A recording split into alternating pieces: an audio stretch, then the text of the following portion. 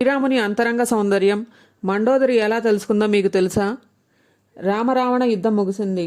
రావణ సంహారం జరిగింది.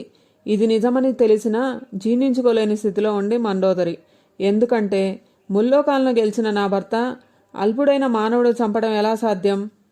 సరైన వస్త్రధారణ కూడా లేకుండా యుద్ధభూమికి పరుగులు తీసింది. మనసులో రాముడిపై కోపం, రాముణ్ణి నిందించాలన్న ఆతృత. ఎందుకంటే ఆమె ఎప్పుడూ రాముణ్ణి చూడలేదు, రాముడి గురించి వినలేదు. అందుకే అంత ఆక్రోశం. ఆక్రోశంతో పాటు ఆవేదన. రావణ సంహారం జరిగాక ఇరువైపులా మిగిలిన సైన్యం యుద్ధం చాలించి ఎక్కడ వారు అక్కడ నిల్చుండి ఉండిపోయారు. శ్రీరాముడు కూడా ఒక బండరాయిపై కూర్చొని ఉన్నాడు. సూర్యకిరణాలు పడటం వల్ల తన నీడ దూరంగా కనిపిస్తుంది. అదే సమయంలో దూరం నుంచి వస్తున్న మరో నీడ కనిపించింది.